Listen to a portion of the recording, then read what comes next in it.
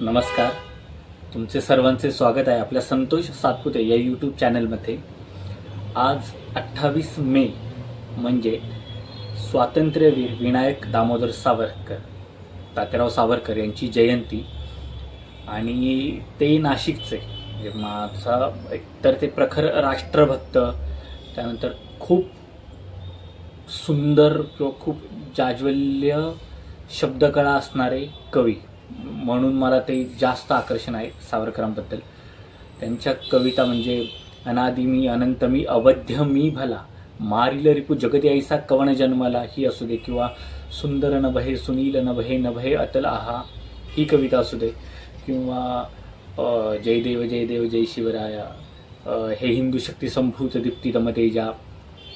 प्रत्येक कविता म्हणजे त्यांची कुठलीही कविता काय इतकी सुंदर, इतके भारदस्त शब्द आणि भारदस्त विशेषणे उपमा देऊन त्यांनी त्या रचलेल्या असतात।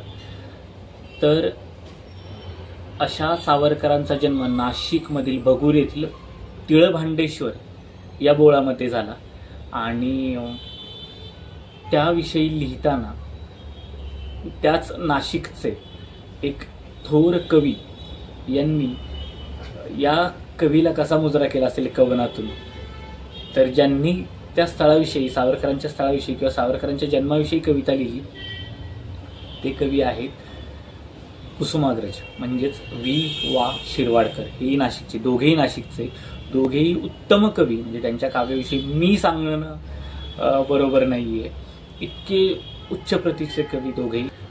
तर अशा या कवी कुसुमाग्रज यांनी स्वातंत्र्यवीर सावरकरांविषयी किंवा त्यांच्या जन्मस्थळाविषयी काय लिहिलेलं आहे त्याच्यावरची एक कविता आहे, ती मी तुम्हाला ऐकवणार आहे। ती कविता अशी आहे की हाच बोळतो तिळभांडेश्वर आता नाव निराळे, या इकडून या तिथे साचले चिखलाचे थारोळे, पंख पिसाविन वृद्ध जटायू तसेच इथले वाडे। वाड्यांना किती सुंदर उपमा दिली, किती यथार्थ उपमा दिली की हे जुने वाडे हे सांगण्यासाठी त्यांना जटायूची उपमा दिलेली। तो जटायू सुद्धा कसा आहे, पंख आणि पिसन असलेला वृद्ध जटायू असे इथले वाडे दिसतात। पंख पिसाविन वृद्ध जटायू तसेच इथले वाडे, जीर्ण वारुळे तयात मानव वसती हे ही कोडे। जी इतकी जीर्ण वारुळे हे वाडे आहेत, त्याच्यात माणसं कशी राहत असतील हे सुद्धा कोडं पडलेलं आहे। पंख पिसाविन वृद्ध जटायू तसेच इथले वाडे, जीर्ण वारुळे तयात मानव वसती हे ही कोडे। जपुनी चाला फारच अरुंद आहे वाट, अंधाराची शतवर्षांची त्यात वसे वही वाट। म्हणजे इकडून जपून चाला, ही वाट फार अरुंद आहे, खूप छोटं बोळ आहे, खूप छोटी वाट आहे, आणि अंधाराची शतवर्षांची त्यात वसे वही वाट। म्हणजे इथं अंधारच येऊन राहिलेला आहे, इतकं ते अरुंद बोळ आहे की तिथे अंधारच आहे।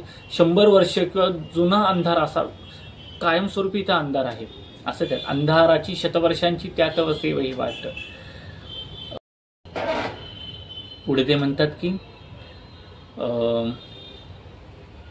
हीच घरे ती हाच कोपरा थांबा इथे जरासे।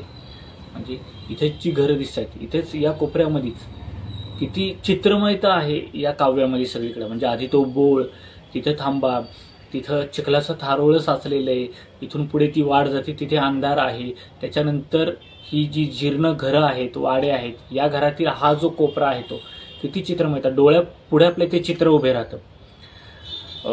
हाच कोपरा हीच घरे ती थांबा इथे जरासे, निथळत देखा भिंतींवरून अजूनही तप्त उसासे। या भिंतींवरून अजूनही उष्ण उष्ण श्वास आपल्याला जाणवू येतील असे ते आहे। आणि ह्या ज्या 8 ओळी आहेत त्या वि. वा. शिरवाडकरांनी इतक्या उदास वर्णन किंवा इतकं भकास वर्णन करून ठेवलेलं आहे त्या जागेचं की म्हणजे इतकी मनाला, म्हणजे ते मनाला इतकं अशांत करणारं आहे ना की किती हे कोंदटलेलं वातावरण आहे। आणि त्याच्या पुढे मग सडनली हे काव्य चेंज होतं आणि त्याच्यातनं शौर्य दिसून येतं। म्हणजे ह्या 8 ओळी इतक्या कोंदटलेल्या आहेत आणि पुढच्या 4 ओळी मात्र वि. वा. शिरवाडकरांनी इतक्या सुंदर रचलेल्या आहेत की याच कोंदटा मधून उठल्या मृत्युंजय त्या ज्योती, धुमसत गेली ठिणगी ज्यांची त्रिखंड पृथ्वीवरती। म्हणजे हे जे कोंदट वातावरण इतकं दाखवलं त्यांनी, त्या कोंदट वातावरणातून त्या मृत्युंजय ज्योती जन्माला आलेल्या आहेत। याच कोंदटा मधून उठल्या मृत्युंजय त्या ज्योती, धुमसत गेल्या ठिणग्या ज्यांच्या त्रिखंड पृथ्वीवरती. काळोखातून इथे पसरला असला दिव्य धुमारा. इथं काळोखावर दिव्य धुमारा पसरलेला, पिसारा पसरलेला आहे. कसला आहे तो? काळोखातून इथे पसरला असला दिव्य धुमारा, धुक्यातूनी वर तळपत आला एक तांबडा तारा. धुक्यातूनी वर तळपत आला एक तांबडा तारा. आणि यस, ही तांबडा तारा ही जी स्वातंत्र्याची भगवी ज्योत जी होती ते म्हणजे वि.दा. सावरकर. अशा वि.दा. सावरकरांना आणि त्यांच्यावर इतकं अद्भुत काव्य रचणाऱ्या वि.वा. शिरवाडकरांना या दोन्हीही महाराष्ट्र भूषणांना त्रिवार वंदन. धन्यवाद.